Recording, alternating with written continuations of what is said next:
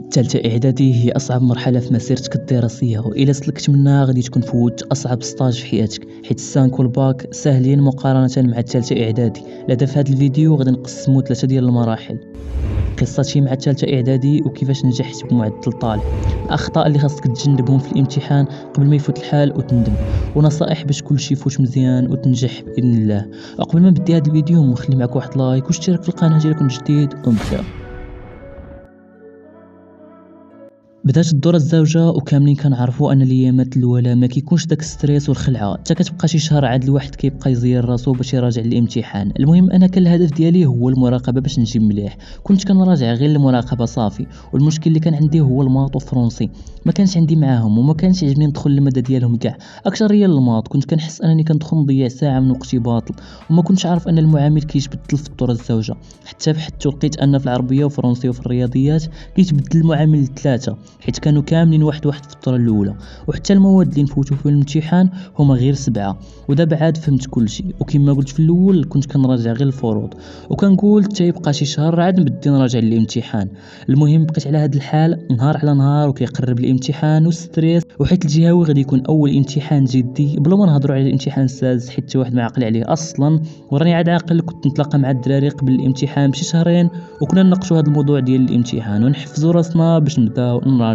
واكبر غلط كيدير بنادم هو كيبقى يقول كل نهار غدا نبدا، حتى كيلقى راسو باقي سيمانه. وهذه صرات لي حتى انا، كنت ديما ناجل الحفاظه غير عندي الزهر عتقوني الفروض اللي كنت نراجع لهم، حيت كنت داير مخطط كل نهار نراجع درس من الماده. وخاصكم تعرفوا انه الا حفظتوا الفروض راكم كتنقصوا 60% المراجعه ديال الامتحان، وحتى في المراقبه تجيبوا مزيان. المهم بهذا الشيء كامل قدرت نجيب 14 في الامتحان و15 في المراقبه، وهذه النتيجه كانت مزيانه بالنسبه لي وفرحت بزاف، ونتمنى نتوما تفرحوا هذا العام. دابا نفوتوا للاخطاء اللي درت انا واللي ما خاصكش ديرهم، وكيفاش تراجع الامتحان وتجيب نقطه عاليه. واحد الخطا اللي درت في الاول، ما كنتش عارف ان الامتحان الجهوي غيكون عليه 40%، كنت حاس بانهم كاملين بحال بحال. لا دا خاصك تعرف انه كنجيب مزيان في الجهوي، وخا ما تكون جايب نقطه في المراقبه غادي تطلع لك النقطه، وهذا الشيء خاصكم تعرفوه. ثاني حاجه هي كنت نراجع في الليل، وهذا الشيء ماشي مزيان حيت العقل ما كيكونش عنده ديك القدره على التركيز. من الاحسن نراجع في الصباح حيت كتكون عاد فايق وعقلك خاوي والمعلومات كيدخلوا للراس في الساعه. ثالث حاجه كنت مره كنراجع مع صحابي، وهذا اكبر خطا درت. كنت كنحس ان نهاري مشى على والو. عمرك تراجع مع صحابك، ديما راجع في الدار، ومين تكون تراجع خلي ديما ما بين نص ساعه ونص ساعه 5 دقائق ارتاح فيها، ولا دير شي حاجه. حيت تبتات واحد الدراسه ان العقل ملي كيفوت نص ساعه كيفقد التركيز. اول حاجه اللي نقدر نقول لك هو الخوف من الامتحان. راه خاصك تعرف انه هي غير فتره وغادي تفوت. الواحد ما يكبرش الموضوع لواحد الدرجه اللي يولي الامتحان هو كل شيء. هي ضروري خاصك تنجح وتجيب نقطه كبيره، ولكن نص نص، ما تخاف من والو.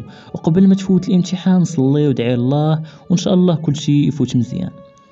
النصيحة الثانية وهي ما تخليش تتبقى سيمانة عاد تراجع، بدي من دابا باش تسهل عليك الامور مستقبلا، حيت الا خليت حتى التالي غادي تدوخ وما تعرف ما دير، واش تلخص ولا تحفظ.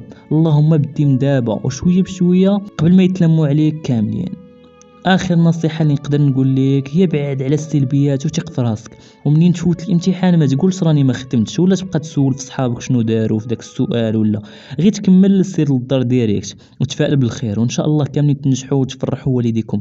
كان هذا هو الفيديو، نتمنى اللي ما دارش لايك يديرها واشتركوا في القناه، ونتلاقاو في فيديو جاي ان شاء الله.